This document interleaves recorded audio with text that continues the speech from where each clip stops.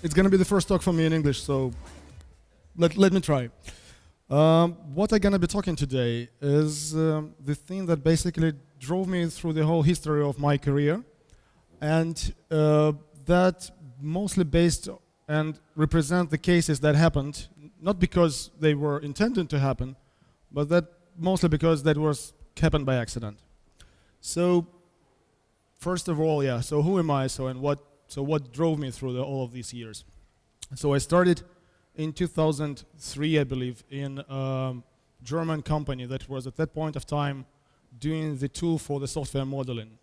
And so that mostly drove me, the whole setup of my mind was set up at that point of time. So it was quite a challenge and quite interesting for me to start getting emails when you were supporting the product. So what we have been doing the tool for software modeling. So if some of you happen to know what UML is, then 15 years ago we have been doing one of those tools where you can draw the charts and then do something out of those. And for me, when I was just fresher from the university, getting the support emails that after ad have something like NASA.gov or Boeing.com really was quite of a sign that the thing that I was doing here is something small, but this is the part of something very important. And this is what drove me through all of those years. So you just being part of the things that much bigger than yourself is kind of drives me for all of these years. We have been doing this. So we have been doing the development for this software modeling tool until 2008. Then I had to switch to the service, mostly to doing the projects for other customers. But this notion and this idea of doing something that can other people use was sticking around, and was all of the time I was trying to do something with the product. That had number of attempts. One of them was the tool that some of you might be using. Does anybody use the mobile app for this conference? None? Two? Yeah. So this is one of the tools that we have done. That was, I believe, the year 2013. Quite a nice example of how not to do things right. So we've spent like more than 100,000 on that. No profits, or literally no. So the project exists, no revenue, but some fun. So we got quite a lot of experience in that. Another thing was the thing that we have done for Ministry of Defense of Ukraine in the years 2015 and 16, when we built the logistics client for logistics systems of Ukrainian armed forces. This was the volunteer project. At that point of time, if you remember, there was the reforms office within the Ministry of Defense, and I had a chance to step in there and do something that appeared to be important. So that resulted in the project. So we have delivered that. We got the recognition from the Department of Defense of the United States, from the NATO and SPA office, and that ended up in the fact that the pilot project that we have done later on transformed to the bigger project that is being currently developed. Unfortunately, not by my company, but by EPAM, so they should be quite happy about that, not me. But that ended up in 2016. And another thing that basically is the baseline for this talk today is the number of things that we do for the Atlassian. So my company, Rozdoum, is a Atlassian solution partner. So what we do consulting, we do development, we do number of things for the Atlassian domain. And as Atlassian, you also have opportunity to develop the add-ons, which you can place on the marketplace. And so this is also like a small products that grow with the whole company. So let me stop a bit on what Atlassian is. Is there anyone who doesn't use some of their tools like Jira, Confluence? You do not. You do. So who doesn't? Happy you are. So I assume that the rest do. So that whole story of them started in 2002, I believe. when one of the two founders, Mike Cannonbrooks, was flying from the Sydney to New York or to some other place in States, and he was so much fed up with the current tracking system that he has to use, which was Bugzilla, that he, on the plane literally, he created something that later on was named Jira because it can eat Bugzilla and fight Bugzilla and be better than that. And so, and they started this company with the two techie guys who has literally no experience in sales, no experience in marketing. So the idea that they took at that point of time was that they need to develop a product that will need to sell itself, which is cool. And the way how did they try to address that is that they introduced they intended so that the tools start to be used by the small teams, so that the team can afford this tool by themselves without necessity to approve that with their managers. So even now the entry level of Jira costs like $10, and you can use that, and you can decide that, and you decide on that and try that out, and then later if you need to. To get an approval from the management, then you can do that. But you can try that yourself, literally. So they grew for about 8 years without having no sales team at all. So thereafter, as soon as they grew like a very big company, so they understood that they need a local presence on the different markets. They introduced the notion of solution partner programs. Originally, it was experts. Then it turned out to be solution partners. So this is the local agents that can help with their tools, consult, set up, install, explain to the customers, and basically make sales. So this is one of the things that we do. But the overall, what they currently have, they have besides Jira, they have a number of other tools like Confluence, Bitbucket, Bamboo, Status Page, and some others. So, but still, the functionality of that is limited to the things that they can develop by Atlassian. So they thought at some point of time around 2005 or 6, I believe, or 8. So they introduced the marketplace, which is absolutely the same as the Apple they did later on, and all of the bigger marketplace now are doing as well. So they allowed the external vendors to come over there to identify the place, define the spot where they can add some benefits to the users, and then they can sell that on that marketplace. The good thing about Atlassian is that they're growing like hell. So like they grew 30 to 40% annually for the last 6 or 7 years. So, and then if it started with the tool for the software, for the small software teams, now they're focusing on the big enterprises, and they move the focus from the software teams to IT teams, which opens the much wider horizon of the teams that they are addressing now. And so if you are within that marketplace, so if you find a place which you find a spot which you identify and can solve with your product, then literally you're getting like 30 to 40% growth right out of the box. So you do not need to focus on marketing because Atlassian does that for you. You do not need to focus on growing the customer base. Atlassian does that for you. You do have the access for all the solution partners that are there. So basically you have all your local agents at every place on the earth where where they already exist. And so what you need to do, you need to focus on solving the problem things or finding the opportunity which you want to address. That's exactly what we do. So as a solution partner and vendor, so as a side of the business, so a side of license, so Rozdoum provides the normal outsourcing services, and we literally see the things that basically which can be improved. And so that resulted in us having like 8 add-ons on the marketplace now, and doing that also for others as a service. We develop more than 24 of those for the other companies as well. Some of them are on the marketplace under the name of the other vendors. Some of them for the internal use. And this addresses the server add-ons, cloud add-ons, the data center add-ons, so wide range of those.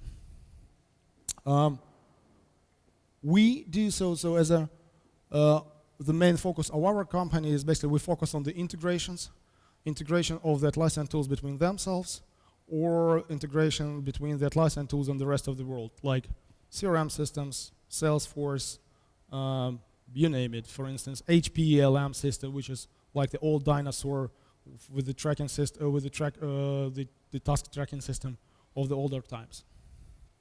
How did we come up with that?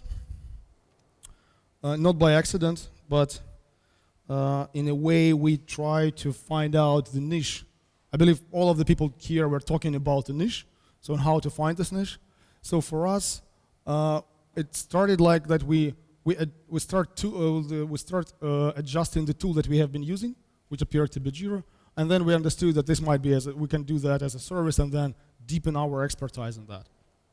And appeared that this is the only way how you can grow if you are not considering growing by heads. So if you do not want to become the EPAM or I don't know, data art with as many people as they have, so then in order to grow the margin, you need to deepen your expertise so you can grow the rate, and basically to sell the service on the bigger scale, on the bigger rate.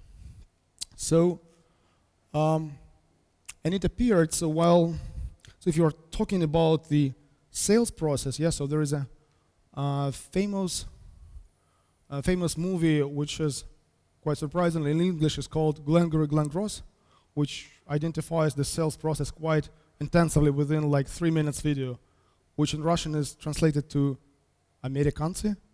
That's the one thing that I cannot understand and never was. So, and they identify the process of making sales that basically you need to focus on the 4 major steps. You need to focus on the attention. You need to grab the attention of the person. Then you need to get the interest. And as soon as you've done that, then you need to formulate their desire to do something. And once that is done, then you need to have an action. So that's basically outlines that. And with the going on the product path, when we started developing our add-ons, we understood that we quite easily jump from this stage to this one. Because when you do talk to a person about your product, you prove your competency. So you literally give him the reasons to talk with you because you feel confident, you're professional in the area you talk. It gives there the interest in hearing what you're saying because you're an expert. And then basically you need to complete only the two later steps, which is the desire and action. And also within this path for us, it appeared that while doing this product path, we happen to have a number of cases which resulted in us having the contracts and of like 2 years contract for the service area, which is absolutely unrelated to that class, which was quite fun. And the another fun thing about the thing that we have done with one of our add-ons was when we try to make a market research, just whether this add-on whether there is an interest for this product. We literally got the number of leads from the Atlassian directory, internal Atlassian directory where all the solution partners should have been, and address them with the question, guys, do you have such a problem? Basically, the problem is, do you need to consolidate data from different Jira instances into one place? So like, imagine you are a service company, and you have to use your own Jira, then this client Jira, this client Jira, and this client Jira. And then you need to literally see in 3 different or 4 different places what is happening if you're a project manager. And so the idea was that if you can grab this all data into one place, then you can easily monitor that from one spot. And so we were evaluating this idea whether the problem exists or not. And at some point of time, we got a reply from email, which was something gov.uk, asking where did you get my email from. That was not at the point of time of the GDPR, so I easily answered, well, we've got that from the internal Atlassian solution partner directory. And then in 5 minutes time, I got a call from our solution partner manager saying, what the hell are you doing? Why are we getting the call from some governmental agency in the UK without us asking how did they get their email? I said, guys, no, no offense from our side, so this is publicly available within your internal directory, so we can use that. They locked that within like 2 hours after that, and I believe nobody else was able to access that data anymore since then. So for us, the sources of inspiration for getting into those products were the things that we were trying to solve the problems that we had within our normal development time. So we have like 8 add-ons, and all of them were solving either our own problems or the problems of our customers. And that's the only way, I believe, and the best way how to address that is basically follow the principle of eat your own dog food. So unless you use the products that you develop, this is the products for nothing. So if you do use them, then it's like that. Then they have a chance of being successful.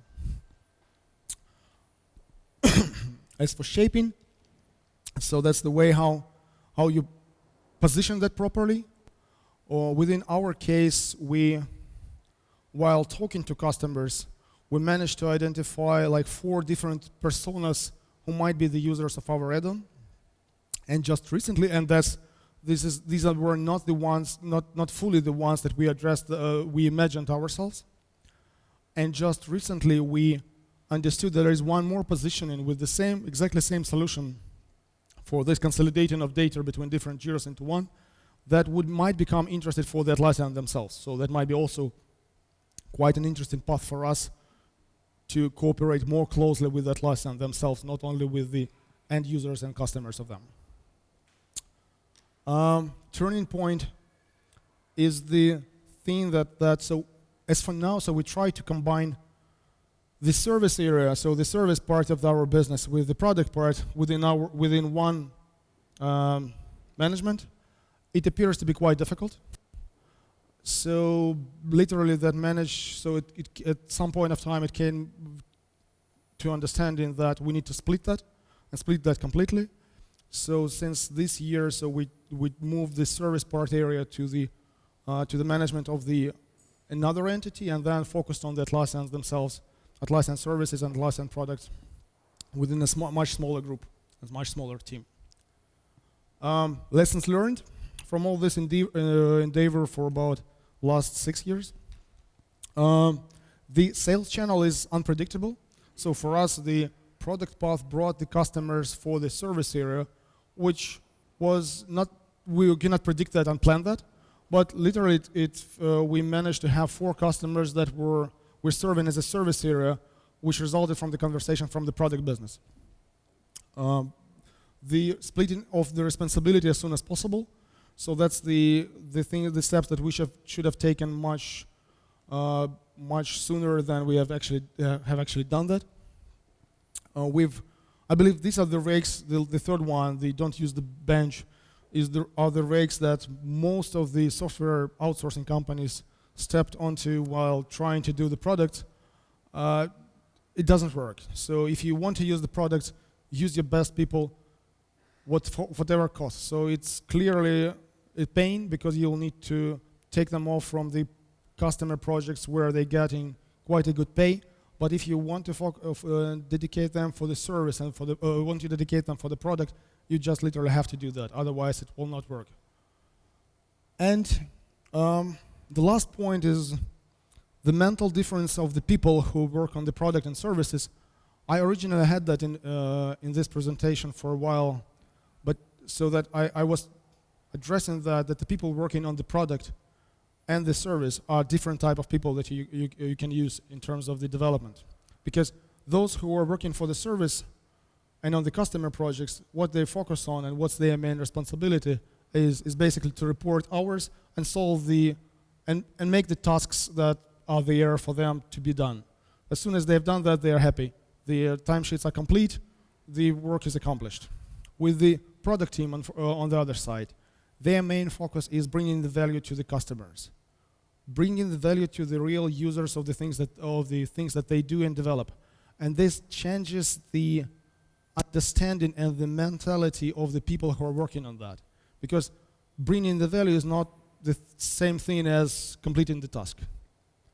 And there you get the other things, something like the time to market, communication with the end customer, and all of this type of things that accidentally started to become very, very important on all the levels, on the development, on the marketing, on sales, on all of those. So now I was allowed to give 2 slides about the products and the things that we do as a promotion. So this is one of the add-ons that I was talking about, which consolidates data across multiple Jira instances into one. So if you have a case where you manage projects in several Jiras and you want to see the critical issues on one dashboard, this might be the solution. And another thing is the requirements clarity map addresses. This is the tool. This is the add-on for the conference for the project managers, addressing the only one question, which quite often becomes an issue. The question is, why does the project took so long and took so much money? The requirements clarity map helps you to address this question in a way that it, on all the stages of the development of the project, it gives you the visual graph of all the requirements or features that you plan to do and the risks and the size of those requirements. So this information can be presented to the stakeholders and to the team, enabling them to communicate faster. So if you take a look here, so this thing with the black or the black color says that the team doesn't know how much effort would it take to make the Visa integration. And LinkedIn integration, on the other case, is quite straightforward. They're quite sure about their estimates. So for the stakeholder, it means that whatever they say here may result in the factor of 2 or 3 in terms of the time and money. And we can build this projection over time, so we can show you that how the requirements changed from the point A to point B. So if it grew from the small to big and from the unknown to clear, so that's how they changed over the time. That's it. I believe I'm right in time. Yes. So questions might be on any language, so I'm fine with Russian as well. So you have a question? Yes. No? Ну ладно, можно на русском. У тебя был вопрос про цифры, давай про Спасибо, цифры. что на русском. Да. Про цифры. Ну, собственно говоря, время, да, вот вы, допустим, запустили там свой первый продукт на маркет, ну, допустим, и когда он принес там первую прибыль, да. Сейчас расскажу. Давай вот что-то вот про так. Ну, значит, на сейчас из 8, которые у нас есть, реально генерящих деньги 3. Из этих 3, первый, который запустили, был, наверное, в году в 2013. Первые деньги он принес в 2014, ну какие-то там реальные копейки. А первый чек мы получили от Atlassian в 2016. Но это, на тот момент это мы делали из разряда того, что мы брали и делали фикс для нашей проблемы. Потому что мы не могли... Делали фикс, ну, решение для проблемы, когда мы не могли кастомеру на абсолютно не связанном с Atlassian проекте ответить на вопрос, сколько времени осталось до конца спринта. То бишь, ну вот, в Jira, если вы знаете, там вот есть remaining estimate для таска и original estimate, который вы изначально ставите.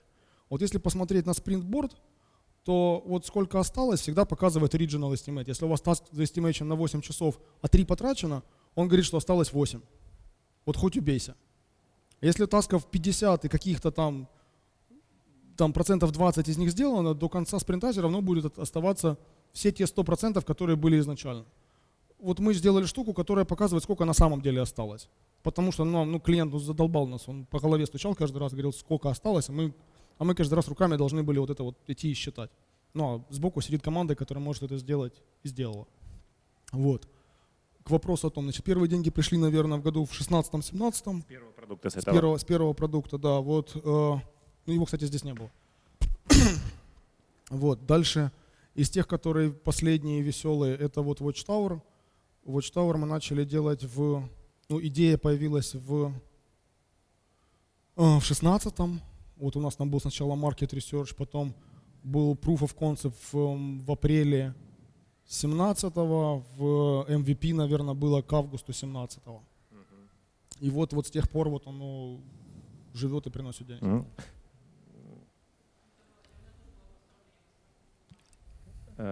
Скажи, опа.